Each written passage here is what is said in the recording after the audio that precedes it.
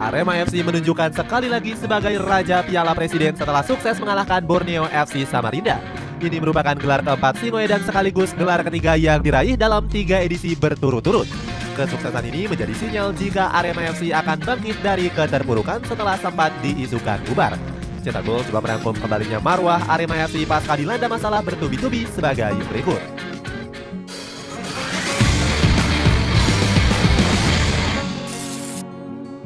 Terpuruk di Liga 1 pasca tragedi. Nasib Arema FC semakin terpuruk setelah tragedi Kanjuruhan yang memakan ratusan korban jiwa. Beberapa fans sepak bola tanah air juga menuntut klub asal Malang ini disanksi berat. Performa skuad Singoedan langsung merosot drastis hingga terlempar ke papan tengah di akhir musim. Padahal pasukan Biru Langit ini sempat menyentuh posisi 6 besar di awal musim 2022-2023. Arema FC semakin terpuruk di musim 2023-2024 setelah terlempar ke zona degradasi.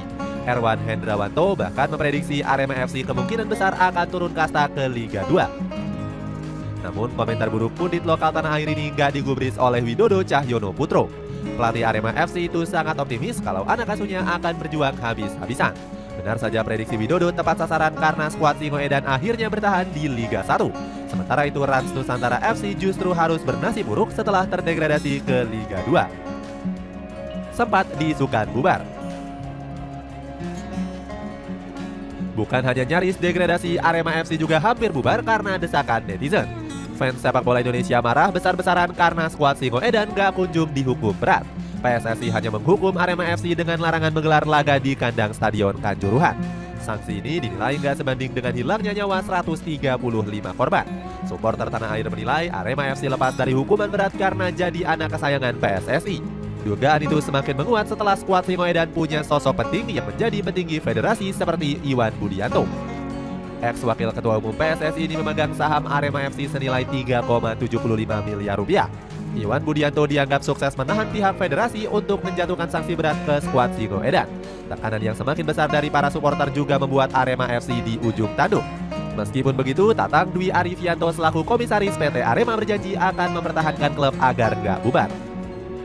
Tetap bertahan di gempuran krisis finansial. Hebatnya Arema FC sanggup bertahan dari situasi-situasi sulit. Hanya saja skuad Singoedan harus berjauhan dengan para fans mereka karena nggak bisa bermain di Stadion Kanjuruhan. Pemerintah merenovasi Stadion Kebanggaan Arema Malang ini senilai 330 miliar rupiah. Itu artinya Arema FC harus bertandang di luar kota Malang dengan jarak puluhan kilometer. Saat itu manajemen menargetkan Stadion Supriyadi sebagai markas sementara. Namun masyarakat Blitar berbondong-bondong menolak keras kehadiran Arema FC karena masih trauma berat. Selain Blitar, Singoedan juga mendapatkan penolakan dari Magelang, Bantul, Boyolali hingga Semarang. Pada akhirnya Arema FC bertandang di Stadion Kapten Iwayan Dipta, Gianyar, Bali. Jarak yang jauh dari kota Malang membuat Arema FC kurang mendapatkan pemasukan. Di bulan Oktober tahun lalu, skuad Singoedan sempat dikabarkan mengalami krisis finansial yang hebat. Saat itu manajemen terpaksa mengobrol pemain terbaik mereka seperti Gustavo Almeida.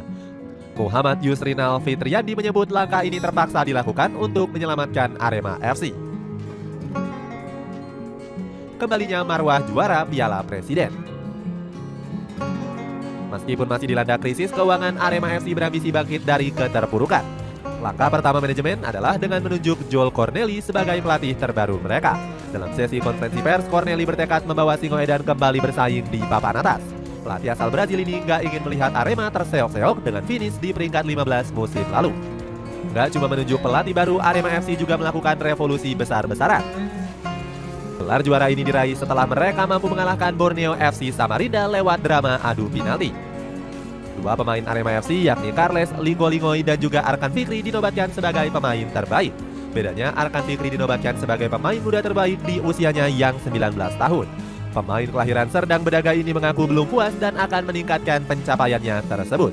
Itulah ulasan kembalinya marwah Arema FC juara Piala Presiden pasca dilanda masalah bertubi-tubi. Bagaimana pendapatmu? Apakah Arema FC bisa bersaing di papan atas klasemen di musim nanti? Coba tulis pendapatmu di kolom komentar di bawah ini.